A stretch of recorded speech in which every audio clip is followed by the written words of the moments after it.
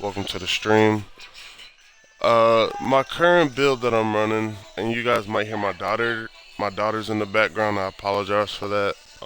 But I'm gonna go ahead and show you guys the build video of what I've been running on my Stam Nightblade for this patch. Nothing has really changed. Honestly, man, like the new sets are good. I want to get that out there first, but to me being a wood elf, Hunting's Rage just fit me better. So, of course, I have the Master's Bow, uh, a Maelstrom Great Sword, and once again, you don't need these weapons, guys. Like, if you do, like, you can run this setup and just have gold weapons as well, and it'll probably do, if not the same, just as decent. Uh, the key thing you want though on the 2H, you want. I personally like Precise better, and I'll tell you why in a second. So one piece, no, two-piece Engine Guardian, heavy and light for the Undaunted passive, five-piece Hunting's Rage, all in pin, and then three-piece Agility with weapon damage glyphs. And the reason I'm able to run all weapon damage glyphs is because I'm a wood elf, and I have these passives here that gives me 21% stam regen.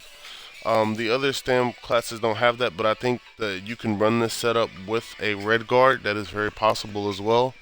Um, but I'm gonna do a quick rundown of my abilities. I have poison injection, dark cloak, volley or arrow barrage, uh, relentless focus, shuffle. My ultimate is gonna be soul tether. And then the 2H, I have ambush, surprise attack, vigor, mass hysteria, and rally. Um, you do not need, to me personally, you don't need to execute. Surprise attack could get the job done, but let's say you felt the need to run to execute, you could just switch off volley for vigor, and then throw execute on the back bar, and you'll be good to go. Um, the biggest thing that I like to do my combo when I'm 1vxing is I'll throw a volley, and then I'll soul tiller in the middle of it, and so they have that two dots on them, constant damage, and then I can apply pressure with my ambush and my surprise attack. Um, the biggest thing that I want to show you guys as well is you're gonna want the Undaunted passes, man. You want to get that as soon as possible. That 6% turns out to be a lot. It's like 2 to 3K more stats, and that's just gonna help your damage, your sustainability, and things like that. Um, of course, we have Assault 10, which is easier to get for everybody as well, due to the new update. I apologize, guys. That's my daughter. She's excited this morning. As far as my passives go, I have passes into the light armor. Uh, I have passes into the heavy armor. Um, those little things to me make a big difference. That's what separates your build from the others. Is actually putting those points into those things. Both passives you're gonna max out in the 2H. And this is why I personally like using the 2H over the dual wield, is because that 30% stam regen is just very essential to in those 1vx situations where you need that boost to stam as well. Um, so that's really the setup that I'm wearing. It's not anything crazy, not that's really unattainable. Everybody can pretty much get that setup. Now this is where the build gets real interesting, and I'm going to show you guys. 47 into the Warlord to reduce stam cost of abilities.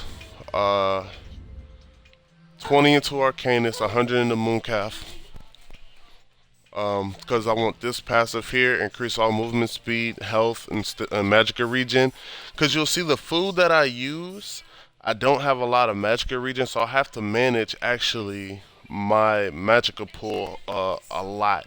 But if I sprint, um, this will actually help that magicka regen just a little bit to give me that extra cloak or that extra fear to break free. I have nothing into the shadow and nothing into the tumbling. Just because if you roll dodge constantly, it's just gonna stack. So there's no purpose in having points in there. I have 13 into blessed. That's just gonna help with your rally and vigor heals. Um, Now this is where it gets real interesting.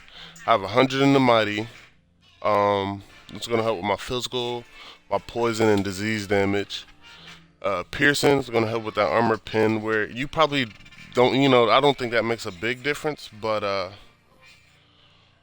to me it does. I see it a lot. Um, and this right here is the big part of this build. I have 46 points into precise strikes. It's going to increase the damage and healing done by weapon criticals. Now, to some people, you're like, oh man, crit's not important. Well, crit plays a big part in this build, and I'll explain in a second why.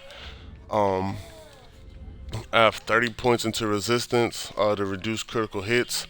Uh, I have this passive here after I roll dodge. I increase my armor by 660. So when someone hits me with it, now this doesn't reduce crit damage, I should say, but it reduces how much. Well, yeah, in a sense it does.